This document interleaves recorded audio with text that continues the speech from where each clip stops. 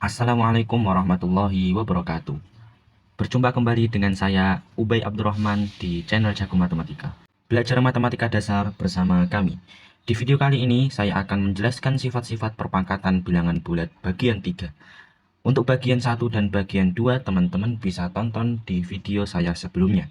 Atau teman-teman bisa klik tanda di pojok kanan atas ini untuk menonton video sebelumnya.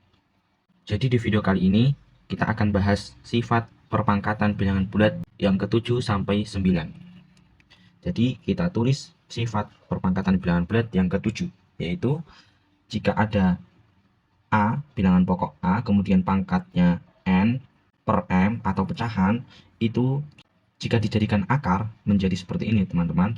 A bilangan pangkat, kemudian pembilang di pangkat ini menjadi pangkat bilangan pokok di sini, kemudian penyebutnya menjadi akarnya.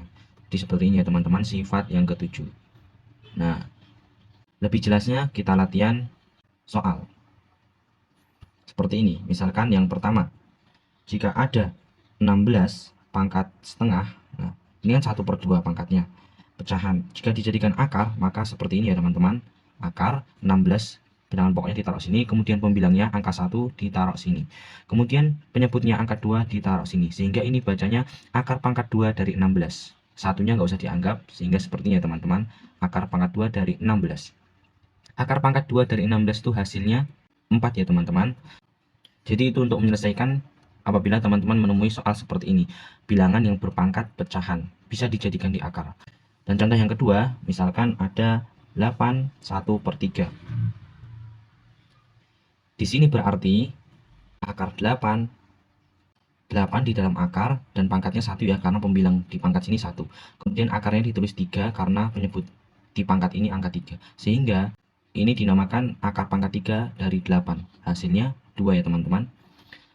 Misalkan teman-teman juga bisa menggunakan rumus ini jika menemukan soal seperti ini.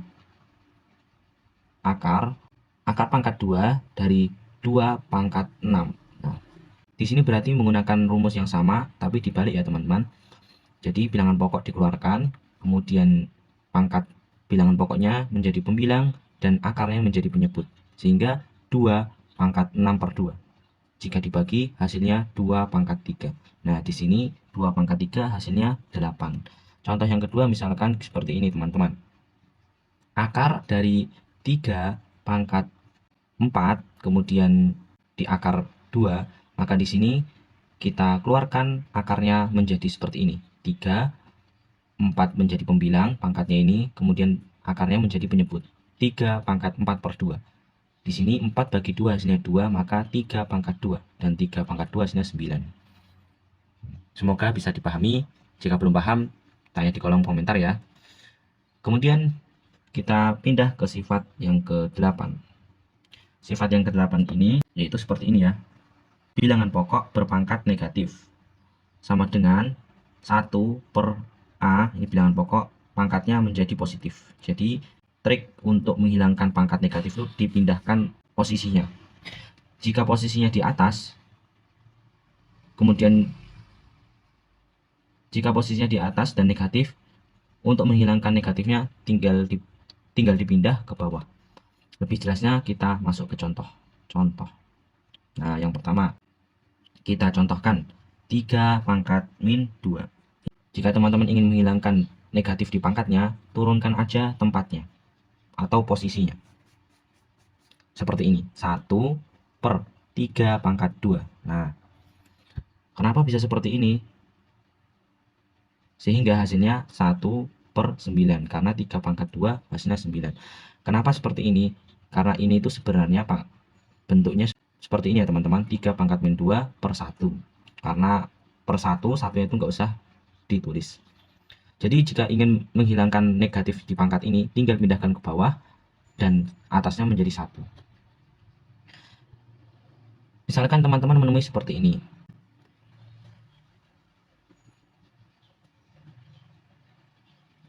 Satu per 4 pangkat min 3. Jika ingin menghilangkan negatif di pangkatnya, maka angka 4 ini dinaikkan menjadi 4 pangkat 3. Nah, pangkat 3. Negatifnya hilang. Kemudian bawahnya menjadi 1. Karena penyebutnya 1 atau angka di bawah ini 1, maka tidak dianggap sehingga 4 pangkat 3. Hasilnya 64. Nah, bisa dipahami ya teman-teman. Kita pindah ke sifat yang ke-9, sifat yang terakhir. Itu seperti ini ya teman-teman. Negatif A pangkat N itu sama aja negatifnya hilang ya teman-teman. Ini rumusnya. Kemudian ada rumus kedua. Ini ada syaratnya dan rumus kedua ada syaratnya juga. Negatif A pangkat N itu hasilnya tetap negatif A pangkat N.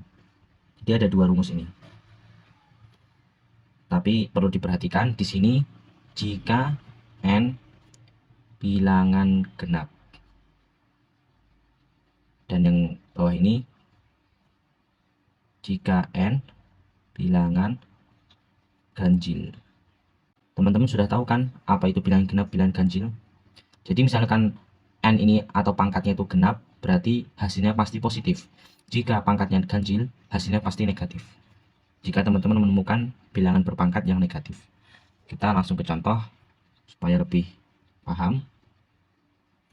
Misalkan yang contoh pertama. Negatif 2 dipangkatkan 4, hasilnya karena ini pangkat 4, maka sama aja 2 pangkat 4. Dan hasilnya 16. Jika teman-teman masih bingung kenapa bisa minusnya hilang, kita jabarkan seperti ini. Jadi negatif 2 pangkat 4 itu kan seperti negatif 2 kali negatif 2 kali negatif 2 kali negatif 2, 4 kali.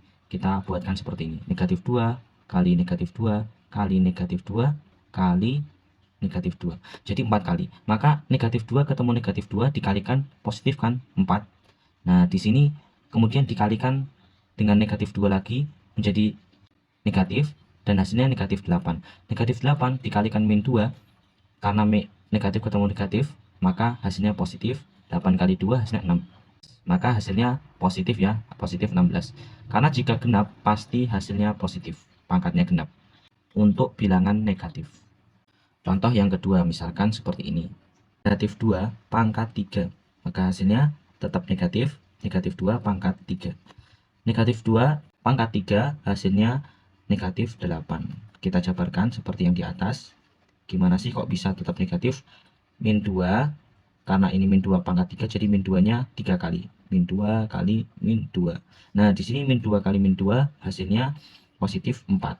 Nah positif 4 dikali min 2 lagi hasilnya negatif 4 kali 2 hasilnya 8. Maka untuk pangkat yang ganjil pasti hasilnya negatif. Gitu ya teman-teman. Semoga bisa dipahami. Jika teman-teman merasa video ini bermanfaat, jangan lupa untuk like video ini dan share ke teman-teman kalian. Jika ada pertanyaan, teman-teman bisa tulis di kolom komentar.